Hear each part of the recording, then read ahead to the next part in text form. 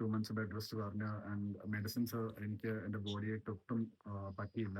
ഇത്തിരി റിയാക്ട് ആയിട്ട് എനിക്ക് എണീക്കാനോ എൻ്റെ തല നേരെ നിൽക്കാത്ത ഒരു സിറ്റുവേഷൻ. എൻ്റെ സുഹൃത്തുക്കളാണ് എന്നെ ഇവിടെ കൊണ്ടുവന്നത്. എനിക്ക് തന്നെ നടക്കാനോ ഒന്നും പറ്റുന്ന സിറ്റുവേഷനിലല്ലായിരുന്നു.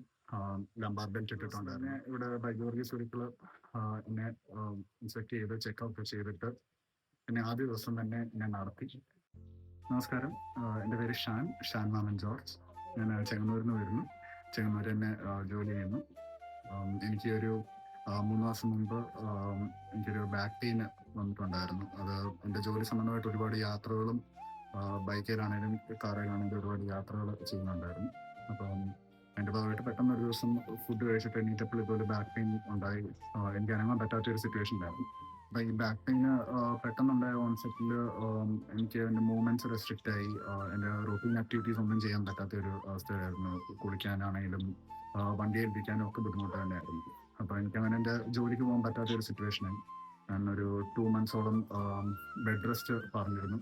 2 months ബെഡ് റെസ്റ്റ് പറഞ്ഞ ആൻഡ് മെഡിസിൻസ് എനിക്ക് എൻ്റെ ബോഡിയായിട്ട് ഒട്ടും പറ്റിയില്ല. ഇത്തിരി റിയാക്ട് ആയിട്ട് എനിക്ക് എണീക്കാനോ എൻ്റെ തല നേരെ നിൽക്കാത്ത ഒരു സിറ്റുവേഷനിലായിരുന്നു. അപ്പം അങ്ങനെ ഇരിക്കുന്ന സമയത്താണ് എനിക്ക് ഒരു 10-15 ദിവസം മുമ്പ് എൻ്റെ ഒരു ഫ്രണ്ട് മൂലമാണ് ഇവിടെ തടിക്കൽ ആയുർവേദിക് ഹോസ്പിറ്റലിനെ പറ്റി അറിഞ്ഞത്. അപ്പോൾ അങ്ങനെ എനിക്കൊരു കൺസൾട്ടേഷൻ ചെയ്യാനായിട്ട് ഞാൻ ഇവിടെ വന്നതാണ്. വന്ന ദിവസം എനിക്ക് എൻ്റെ സുഹൃത്തുക്കളാണ് എന്നെ ഇവിടെ കൊണ്ടുവന്നത്. എനിക്ക് തന്നെ നടക്കാനും ഒന്നും പറ്റുന്ന സിറ്റുവേഷനിലല്ലായിരുന്നു. ലംബാർ ബെൽറ്റ് ഇട്ടിട്ടുണ്ടായിരുന്നു.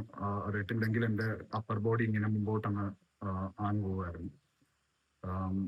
വന്ന ദിവസം തന്നെ ഇവിടെ ബൈജോർഗി സുഹൃത്തുക്കൾ എന്നെ ഇൻസ്പെക്ട് ചെയ്ത് ചെക്കപ്പ് ചെയ്തിട്ട് പിന്നെ ആദ്യ ദിവസം തന്നെ ഞാൻ നടത്തി കഴിഞ്ഞപ്പോൾ എനിക്ക് ബോധ്യമായി ഈ ഒരു വിഷയം മാറിക്കിട്ടും, ഈ ഒരു പ്രശ്നം പരിഹരിക്കാൻ പറ്റുമെന്നുള്ളത്.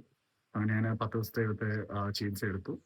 എനിക്ക് എൻ്റെ ഉള്ളിൽ തന്നെ എനിക്ക് ഫീൽ ചെയ്യാൻ പറ്റുന്നുണ്ട്, ഫിസിക്കലി ആണെങ്കിലും മെന്റലി ആണെങ്കിലും ഞാൻ ഒത്തിരി ബെറ്റർ ആയിട്ടുണ്ടെന്നുള്ളത്. ആൻഡ് ഇപ്പം എൻ്റെ റൊട്ടീൻ ആക്ടിവിറ്റീസ് എല്ലാം എനിക്ക് ചെയ്യാൻ പറ്റുന്നുണ്ട്. എനിക്ക് തന്നെ വണ്ടി ഓടിക്കാനാണെങ്കിലും ഇരിക്കാനും നടക്കാനും കുളിക്കാനും എല്ലാ ആക്ടിവിറ്റീസും എനിക്ക് ചെയ്യാൻ പറ്റിയിട്ടുണ്ട്.